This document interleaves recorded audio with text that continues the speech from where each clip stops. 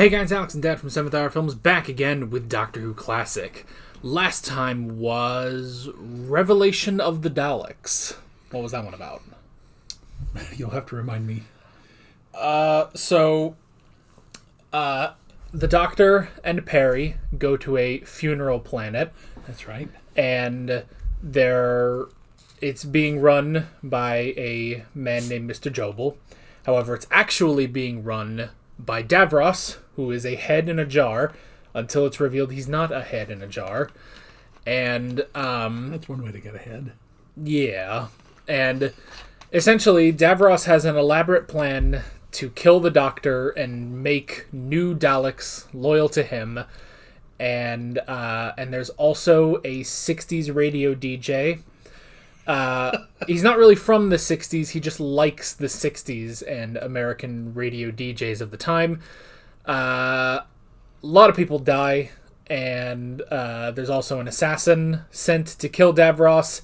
Doesn't really work, but the regular Daleks come in and they capture Davros, and it's one of the weirdest, tone whiplashes in Doctor Who.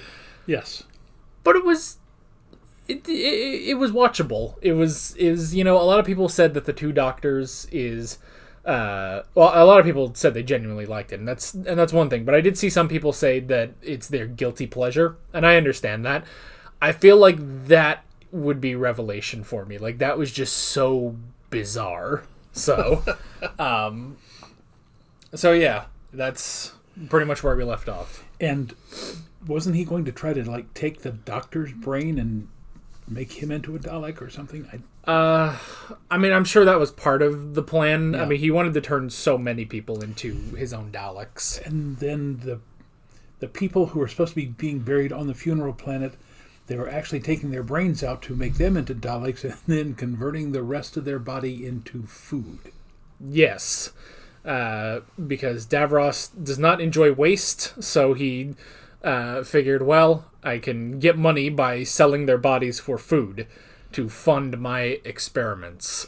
Because Davros needs money, which is a weird concept to think about. Yeah. Which, I guess it makes sense, especially because he's kind of on his own, without the help of the actual Daleks, but still. I don't know. Anywho, this, season 23, is the shortest season of all of Doctor Who, because it's technically the same episode count as last season. However, we are back to the 25-minute episodes. Uh-huh. So there is half as much content here. This is going to take 4 weeks to get through this season. Wow. Yeah. It's 14 episodes, and technically, even though it on Amazon it all says Trial of a Time Lord, it is split up technically into its own stories, and I made sure to pull up the Wikipedia page. So the first 4 are their own part, and then the next 4, and then the next 4, and then the last 2 are their own, classified as their own story. Okay. So this is going to be interesting. We're back to the 4 parts. We're going to be watching 4 episodes today. If we wanted to, we could extend this and do 2 parts, but that doesn't sound particularly good. This doesn't sound like enough content for an episode. Yeah. So we'll do 4, and we'll get through this in a month, and that will just be that. And move on to the 7th Doctor. Yep, pretty much. Because this is it for the 6th Doctor. The poor guy did not last very long.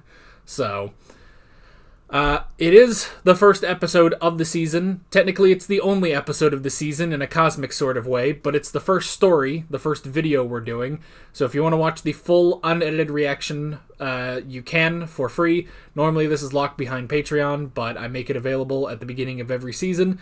So you just head down in the description or to the pinned comment, click on the link.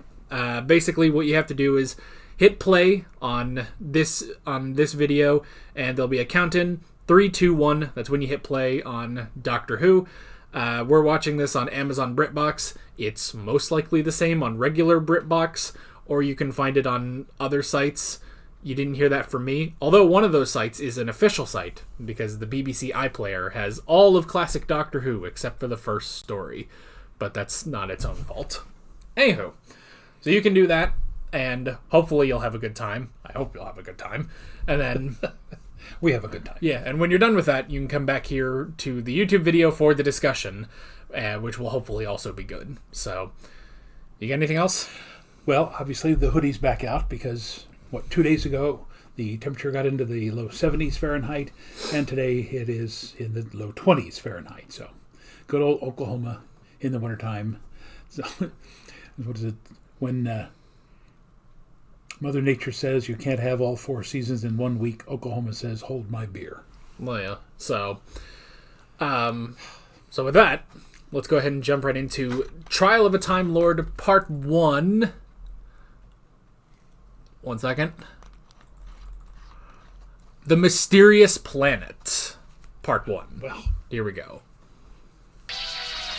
Oh! what? No, I don't want to change the theme again. Oh, that's awful. Yeah, I mean, the visuals are still the same at least, but... Someone should have been sacked. I mean, seriously, that's not anywhere close to what it should be. Oh gosh, the camera swing was crazy. But this does not look like a shot they made in the 80s. It is my unpleasant task, Madam Inquisitor, to prove to the inquiry that the Doctor is an incorrigible meddler in the affairs of other peoples and planets. Yes. I see, Valliard, that it is on record that the Doctor has faced trial already for offences of this nature. That is so, my lady. It was so long and I ago, shall too. contend that the High Council showed too great a leniency on that occasion. Very well. Doctor, you've heard the charges. Do you wish to say anything before the inquiry proceeds? You know, half the time he's on missions from Time Lords. And to see that your interests are fully protected, I propose to appoint a court defender to represent you. Thank you, but no, thank you. I have been through several such inquiries before. I think it will be easier if I speak for myself. The court notes the Doctor refuses the services of a court defender. It's too bad, they were going to give him the Time Lord Saul Goodman. I should like to begin with the Doctor's involvement in the affairs of Ravalox, a planet within the Stellian galaxy.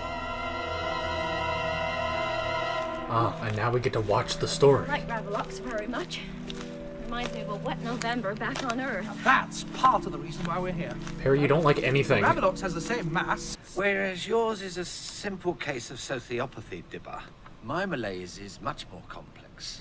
A deep-rooted maladjustment, my psychiatrist said, brought on by an infantile inability to come to terms with the more pertinent, concrete aspects of life. Well, that sounds more like an insult than a diagnosis, Mr. Blitz. Is this written by Monty Python? Mind you, I had... Scratch myself. Oh, you're young. You'll soon heal. Thanks for the sympathy. Oh, this is just Earth, isn't it? You know, I'm glad I decided to come here. I might stay here for a year or so and write a thesis. Ancient Life on Ravalox by Dr. Doctor, look! There's something here I think you should see. He almost said his name.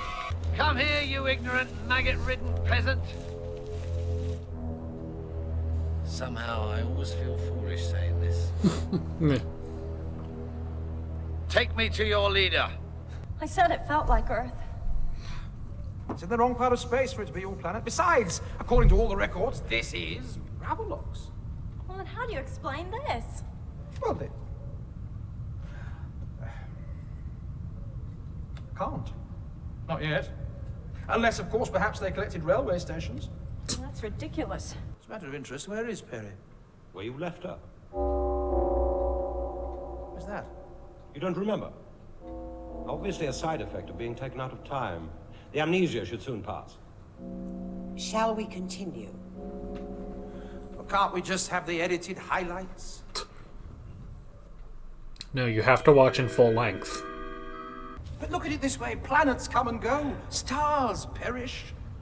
Matter disperses, coalesces, reforms into other patterns. Other worlds. And the antelope eat the grass. What are they called? The books of knowledge. No, but each book must have a name, Balazar. It's usually written on the front. One of our books is called Mo by Dick by Herman Melville. It tells of a great white water god and contains many mystical passages. The Water Babies by Charles Kingsley. This tells of life long before the fire. Most mysterious of all the sacred texts. UK Habitats of the Canadian Goose by H.M. Stationery Office. Riveting. What do you call this place? I think it best that you stand over here. Oh. Why? Well, in case some stray stone breaks the water jugs. Oh, yes. People get very excited at these stonings. Well, you have your umbrella I'm at least. excited. Go. Roll up!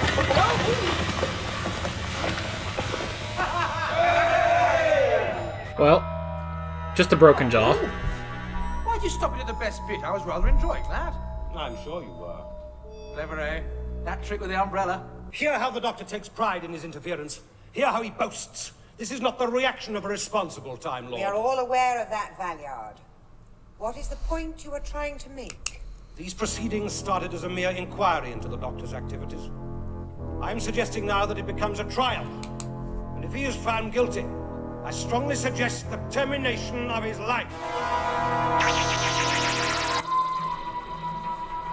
Hang on, let's see who the Inquisitor is.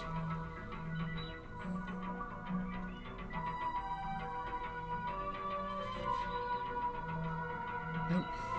I mean, again, one of those faces that looks very familiar.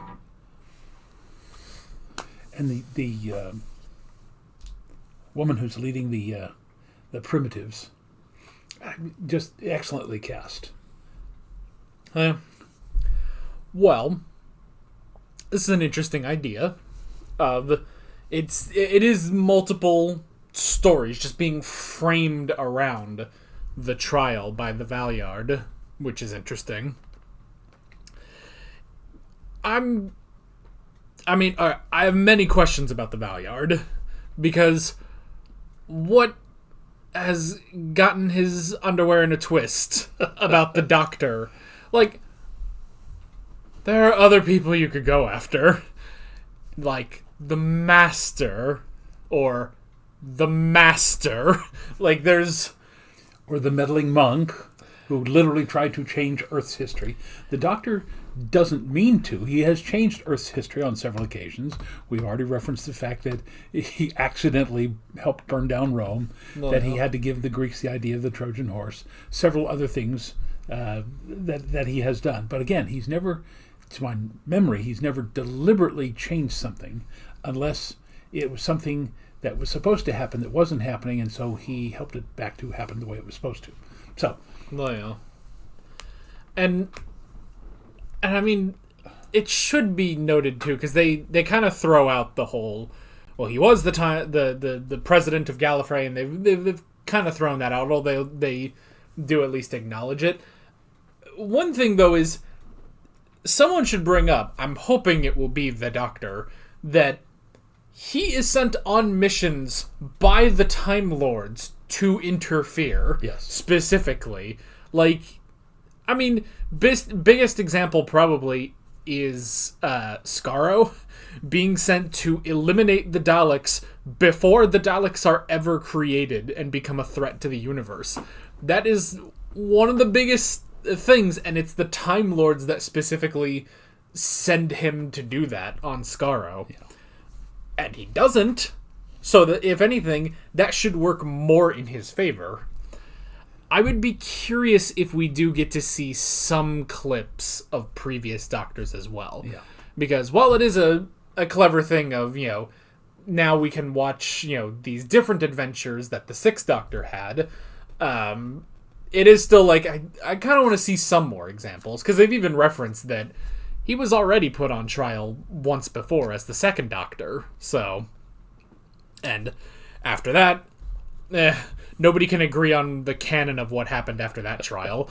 So yeah, but a very interesting start. So...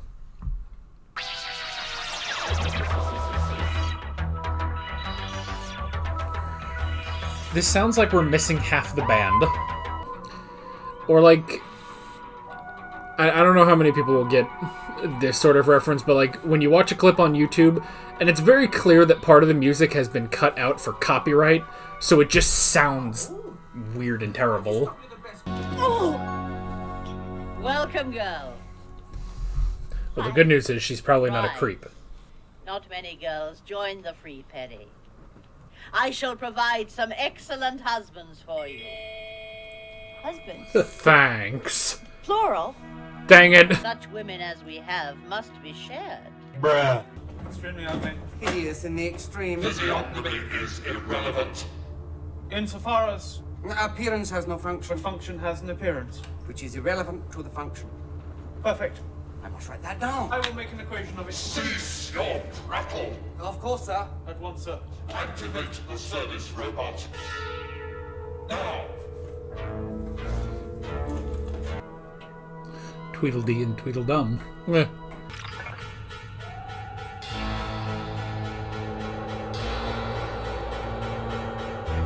It's a dollar store Dalek. Where we come from, a woman can have as many as 6. Oh, it's very similar on my planet. Except we usually have them one at a time. I should like to stand in paterfamilias for your absent father and give you away, my dear. But I always cry at these moments of deep sentiment. I think we should help her get out. Oh, dear lady. I knew once you'd had time to consider... Be silent, fat one. Meh. Only you are the chosen one, Sabalon Glitz. Me? Are you insane? I'm wanted in 6 different galaxies for crimes you couldn't even imagine. Meh. Do you think an old hag like you can bring me down? The pyre is being built. You will be brought when your I have the time death is due. sentence on 12 systems. Is this relevant testimony, Valliard? We seem to be straying from the point. Circumstantially, Germaine, my lady, in that it is part of the prosecution's case that the Doctor introduces a disruptive and corrupting influence wherever he goes. Sheer poppycock! If the Doctor had not visited I think the Ravalos, giant robot the whole does chain of that. events we are witnessing would not have been set in motion. Well, how can the boatyard make that claim? What might or might not have happened is entirely speculative. What a terrible waste. You're telling me? No, I meant the wood. Now, if I was handling this execution, I'd go for a bullet in the back of the head. Much more economical. He has a point. Of all the snivelling screeds to be stuck with in my moment of need, I have to get you two. I know, depressing, isn't it? Well, Holmes has developed a sense of humor. Well, Oh, come on. Aren't you supposed to be programmed to be user-friendly or something? Times like this, one needs 3 hands, you know. We bipeds are a very inefficient design. You, humbug, whatever your name is, hold that. And you, handbag, finger on the end there. That's it. Yes. Well done, Spin. this is like the sassiest he's been, and it's hilarious.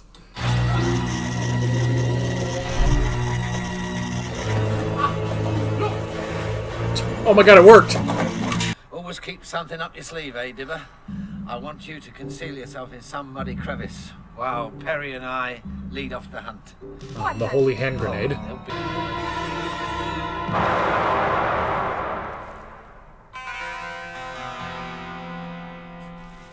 Well, that worked. It's like the guy that starts each Monty Python episode. It's Monty Python's Flying Circus. Would you help us, Doctor, to crush the Immortal's power? Yes, perhaps. There's something I've got to do much more important first. Come along, Balazar. Your microphone was on, dude. I always knew exercise was bad for you. Shouldn't I know if I was you? Not necessarily to be killed with a spear in your back. Did you do the job, my boy? Of course. You've got to get out of here.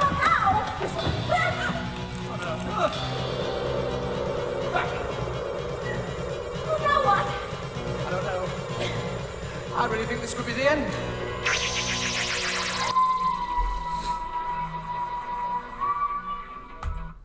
Alright. That's part 2.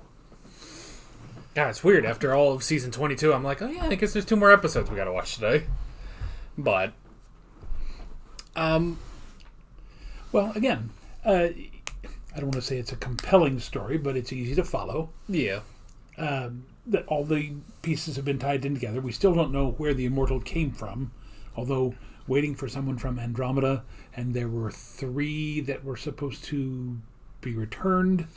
It sounds like 3 people from Andromeda sort of crashed here, and while they might have been in some sort of suspended animation, this robot was basically trying to build this place where they could survive, lost them, but there were humans there, so he's still carrying out his function. Yeah.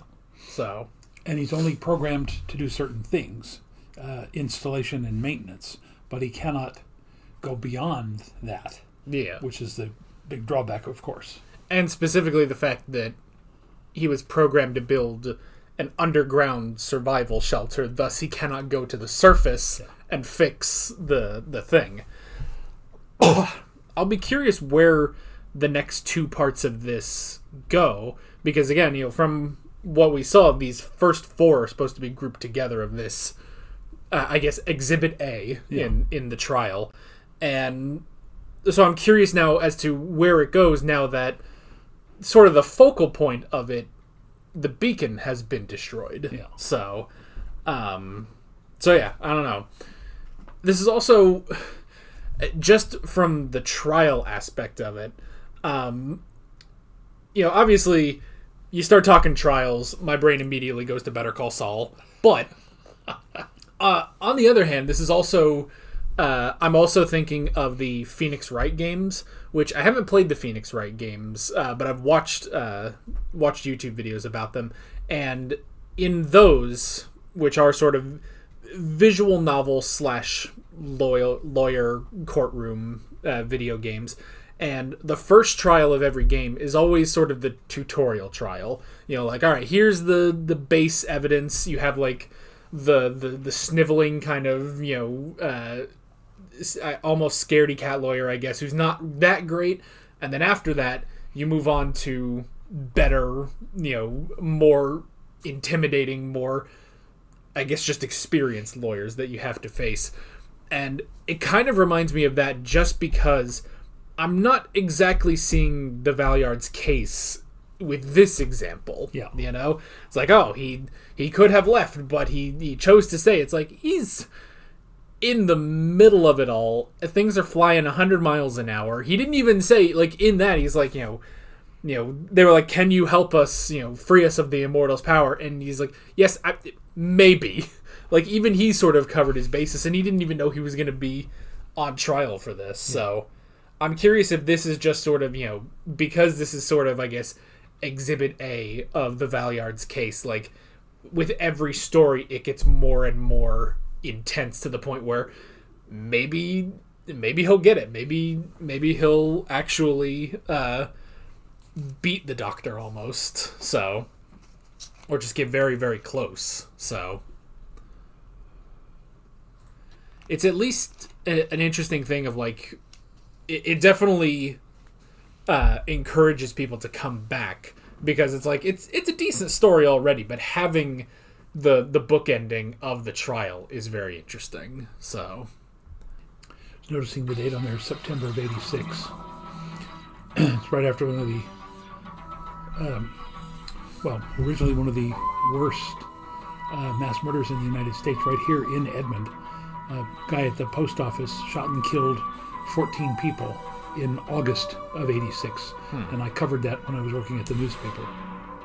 Are these unpleasant scenes necessary to your case? I find primitive physical violence distressing. So do I, Mom. Especially when I'm on the receiving end. I too find it repugnant to witness, my lady. But the Doctor has a well-known predilection for violence. That is a foul slur! Do not interrupt, Doctor. I'm sorry, Mum, but I am not given to violence as the Valeyard here suggests. Occasionally, I may have to resort to a modicum of force silent. as a Doctor, means of you will have ample opportunity to put your case at a later point. I would love if the Valeyard just had a compilation of every time Pertwee beat the crap out of someone. Objection! I turn it!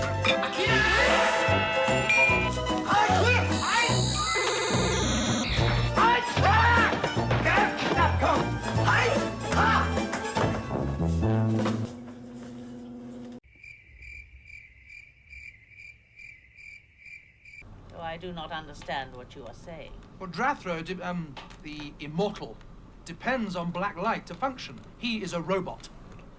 Fascinating. that your What's a friend robot? just Yeah. told me. What is its function? It supports primitive life. Primitive life is unnecessary. So vegetation is unnecessary. Syllogism is also unnecessary, Humphrey. It was not a true syllogism, Pendle. It contained only the major and minor premise. Still unnecessary, like so much that you say.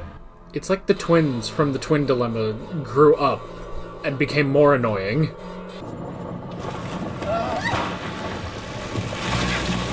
Oh no, the Kool-Aid robot. Shut up!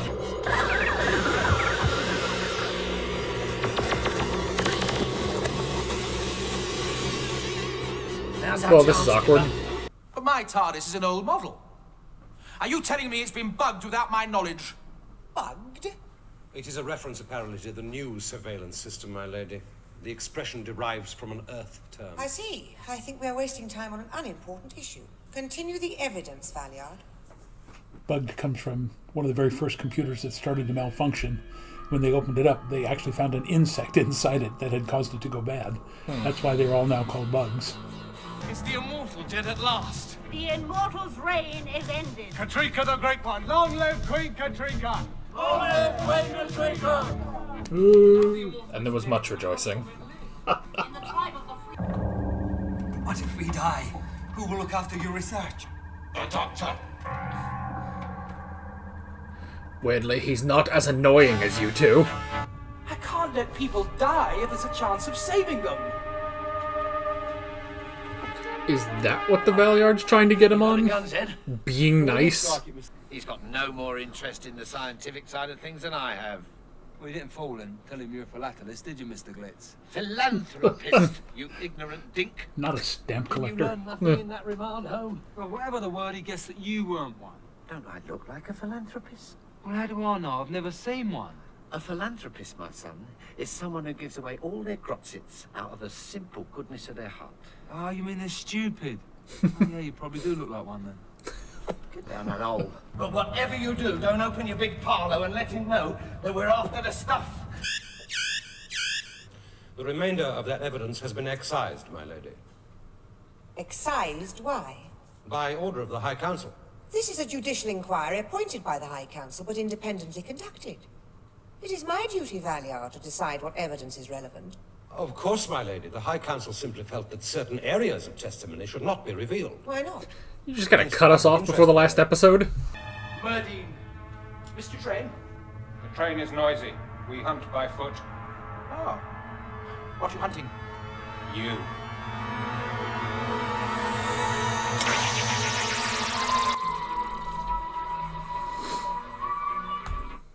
Alright.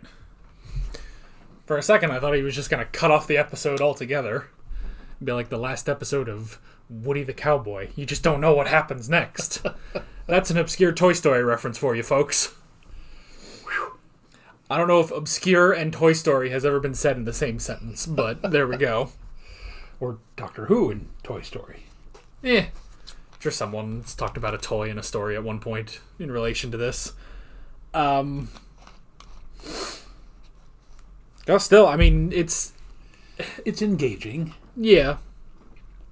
There's not a ton to talk about with this episode. It's pieces moving around. Yeah. So, as ridiculous as Drathra looks, and he does look ridiculous. He looks like an old school kind of Doctor Who robot. I do like him just because I like, he's very focused. He's very, logical. He's within his programming, and he just clearly does not like those two. And that's just kind of funny to me. I don't know why. Like, I keep expecting him to, lean down and, whack them together with the wrench end of his head. So, yeah, I have to say, I mean, considering, what was that, the first episode of Tom Baker's That Robot compared to this one, this is, decades past. I mean, I realize it is a decade past, but much better. Yeah. So, it's at least, it's big. It is bulky, but it is kind of I don't know, there's not unnecessary stuff. It's very monotone. It's very, there's not unnecessary, weird visual things about it. Yeah. So. I am Katrika, Queen of the...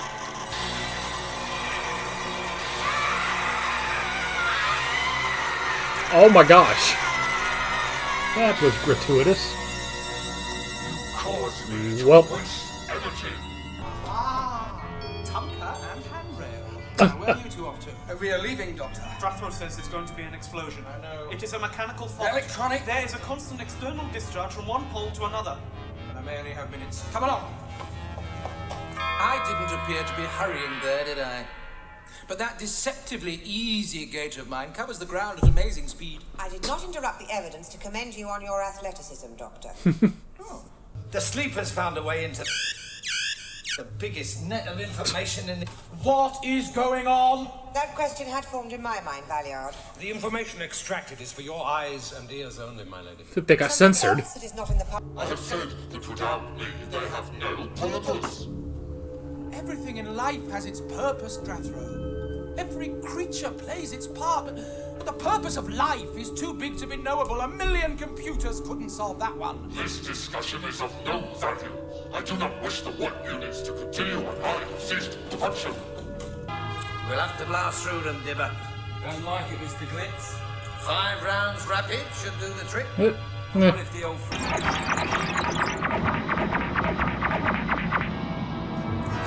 Oh! Tasty. Nickelodeon slime.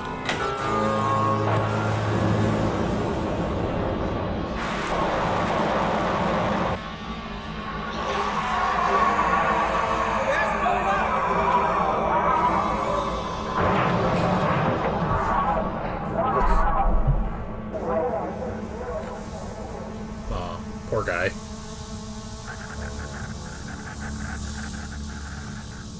Getting deep fried. No, Balazar, for you, this is the beginning. Chapter 1, paragraph 1, as they say. Take your people up to the surface, where they belong. Yes. Perhaps at last we shall find the habitat of the Canadian goose. Perhaps. You're a few miles over, though. Well, if the rest of his presentation is as riveting as the first little epic, wake me when it's finished. Finished? I barely started. Well, for nothing more than your future in the legal profession. I only hope your evidence gets a little better. Oh, yes, Doctor. Much better. The most damning is still to come. And when I have finished, this court will demand your life.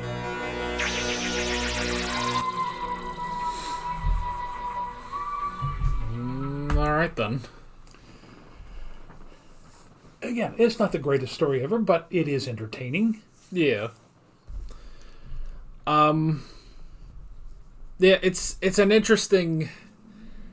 I mean, I guess this whole thing is going to be figuring out the Valliard's points about why is he so against the Doctor. Now, they did specifically mention that this inquiry or this trial was put forth by the High Council specifically, and that the Valliard was appointed by the High Council.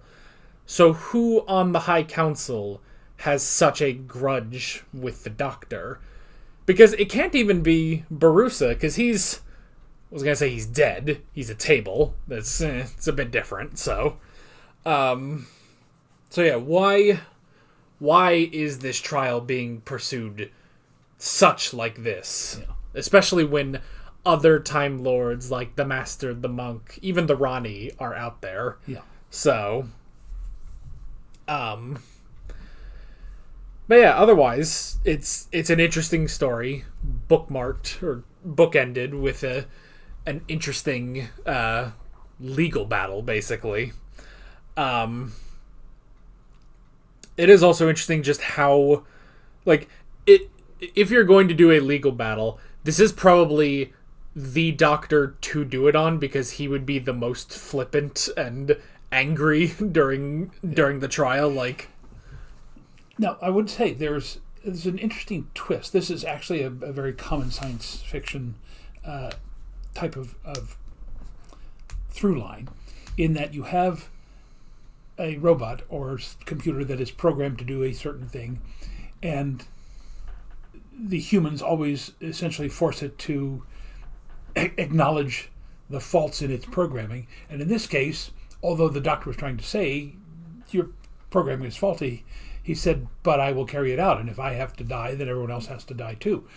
So it literally turns that trope on its head when he does not give in to what the doctor says. He said, look, if you think my programming is wrong, then fine, you're going to end up just like I will. We're all going to die. So that's kind of one of those things where you're expecting the doctor to force him to admit that his program is faulty, but he doesn't. In fact, he says, even if it is faulty, I'm still going to carry it out. That doesn't matter because I don't have... He says, I understand evolution, even though the doctor says, no, you don't quite... He says, look, it doesn't matter. This is what I'm programmed to do. This is what I'm going to do, and you can't stop me. I mean, it's definitely one of those things where it's like, when you try to write a character like that, it's like, you're trying to write the mind of a robot, and that's kind of difficult to write, I would imagine, because we are not that, as humans. Like, it's very difficult. It's kind of the same thing of, like, when we have some sci-fi shows where it's like, well, humans are just the best, We go out, we see all these different aliens and stuff, but at the end of the day, the humans, boy, they're just something amazing. And we write it that way because we are human. We want to show that our planet is amazing, even though logistically that probably doesn't make sense. There would be other species out there, probably just more advanced, and they probably are better in some capacity. So writing this robot where it's like, like there's never a way to talk down a robot, basically. It's like you can't, like, it's a robot's mind would be too rigid, or just a computer is too rigid because it has to carry out its functions, where we have this, crazy, weird, wrinkly, fleshy thing inside of our heads. This robot acts on ones and zeros, and it goes a long way with that, but at the end of the day, it's ones and zeros. So if with all of that, it's like, no, you can't even explain like, oh, well, your programming doesn't work. And it's like, well, from your point of view, from his point of view, his programming does work because he is his own programming. So I do kind of like that it's like you can't really convince him otherwise. The best you can do is just to stop him. So now I will say again, and it's this particular doctor is also a little bit with the fifth doctor. The death of the queen, the leader of the free, that was gratuitous. Yeah. Because, I mean, it's one thing to, shoot her with a laser or something, but to literally grab her by the throat and fry her in front of everybody, including the children in the audience, that seemed to be going a bit too far. It's a weird thing of like, man, how much money does that cost to put the makeup on them every time? It's like, all right, this person's burned to death for 2 seconds. Like, okay, well, we got to put a bunch of burn makeup on them and stuff. It's like, how do you have that kind of money? It's like, back in the day when they really didn't have money, the Daleks would, shoot someone and then the screen would just, they would invert the colors, what little colors they had. It was black and white. And then it would just go and they would just fall over and it's like, well, they're dead, Yeah. So it's like, it's a strange thing of like, you're adding more work to do for this short, weird, gruesome death, So. And again, the death was unnecessary because if the robot was going to fall apart anyway, there was no reason to kill her. Yeah. Somebody else is simply going to take her place and continue doing what she was doing. So, I mean, that's the one real flaw I see in the entire story. Yeah, so, but yeah, but still, just a very interesting one. Certainly better than the last couple episodes we've had. Honestly, pretty much since Mark of the Rani, I would say this has probably been the best one we've had. So it's a good start to this admittedly very short season. We only have 3 more parts basically to this trial, but it's a very interesting thing, and also just the idea of just the whole thing of the Valyard and basically taking the Doctor to task about the laws of Time Lords and everything, because he's even like said that specifically multiple times in the last few episodes of like, I can't do this certain thing because it violates the first law of time. And all the Time Lords will know, and it'll be terrible. But why... It's an interesting thing of, like, why now? Obviously, the writers just thought, well, this could be an interesting idea for a story. And maybe they were also thinking, you know, kind of building off of the Two Doctors, where that's also kind of referenced. So they were probably thinking, well, that's just an interesting idea. But in the story, what is it about now with the Sixth Doctor that the High Council is like, all right, you know, we're done with him. We can't do this anymore, and we're going to appoint the Valeyard to try to basically get him sentenced to death. And that's just an interesting idea, because it's like, well, it's the High Council that specifically sends him to do missions. Like, at the very least, the last one we saw would have been Attack of the Cybermen, where they basically they allude to, well, the Time Lords probably sent the Doctor to deal with to make sure that the Cybermen don't save Mondas, or you know, the other example being the Two Doctors, of the Second Doctor being sent to deal with the advancing androgums and their cannibalistic chef they had. But anyway, but yeah, so it's like, why? I don't know. I'll be curious to see more of that, because it's like, while this was a good episode of, you know, essentially watching an episode and then like Mystery Science Theater, or, you know, Lion King 1.5, or just a reaction video, watching the two of them stop every so often and point something out. It's an interesting idea, but I'm curious, like, how much, like, at least, like, with the next couple stories, like, how much of it is going to be, we're watching a story that's, you know, being presented by the Valeyard, versus how much time are we going to spend now of, you know, the arguments? Is the Doctor going to get his chance to defend himself, you know? I would love to see this. I don't think this would happen, because, you know, this is an entire season of a trial, but I would love to see, like, a legal video on this.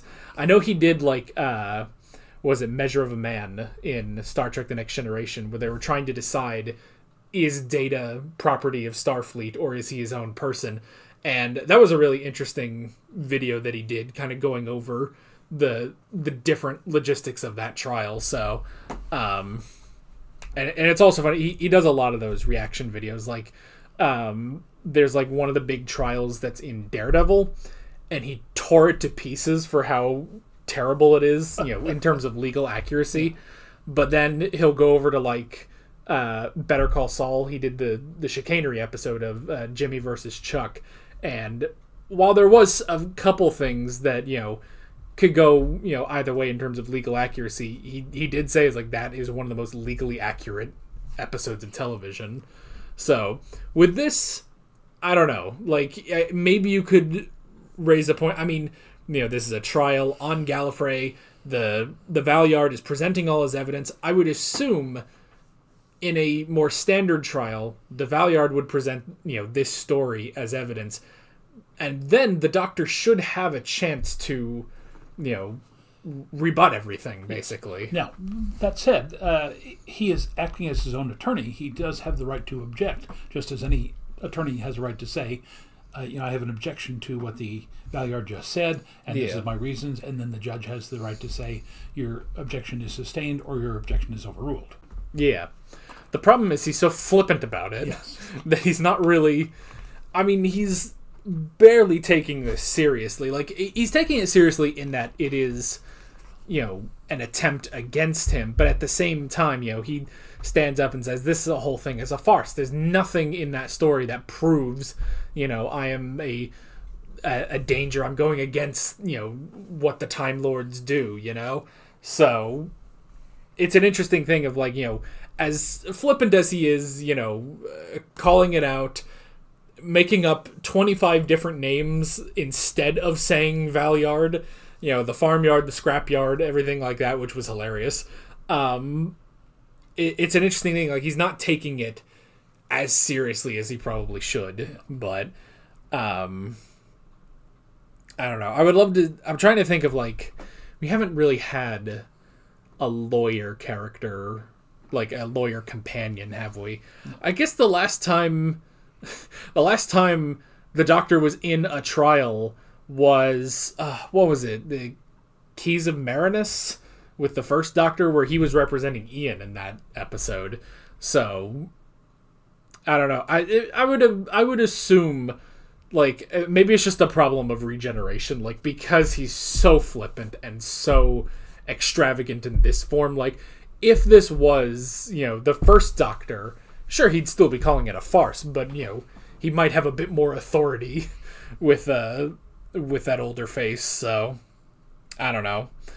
I do also like, because you could honestly watch this and almost forget about the trial. I do like the one moment where they basically censored, like, I guess it was where the secrets are from, the Andromeda secrets, and that was an interesting moment of like, well, wait a minute, why can't we all hear it? If these two low-life rogues can hear about this, why can't a court of Time Lords hear it? So it's an interesting thing, honestly. And I'm very curious as to what we're going to have next. Specifically, the next one is called Mind Warp. So that'll be our next part. I have no idea how I'm going to title these on YouTube because I probably, like, it would make the most sense to go with, like, the mysterious planet, because that's the 4 parts we're covering. But at the same time, nobody wants to go see a reaction to the mysterious planet. They want to see a reaction to the trial of a Time Lord. So I'm going to have to figure something out and probably put in Phoenix Wright and Better Call Saul references along the way. So, you got anything else? I got nothing. Then that's it for the first part of our season-long arc. Definitely a very interesting idea for... It certainly beats the Key to Time. Yeah, so this at least makes sense, even with the whole thing of, like, separate stories. It's like, but this is all evidence being presented by the Valeyard, at least. So yeah, that is pretty much it. With all of that being said, we're Alex and Dad from 7th Hour Films, and we will see you guys next time. Take care. Alright guys, thanks for watching this video. There's a bunch of links on screen if you want to go click around any of those. There's a playlist with all of our Doctor Who classic reactions, as well as another playlist for all of my modern Doctor Who reactions if you want to go check those out. There's also a subscribe button and a Patreon button on screen, as well as other links in the description if you want to go check out any of those. See you guys later.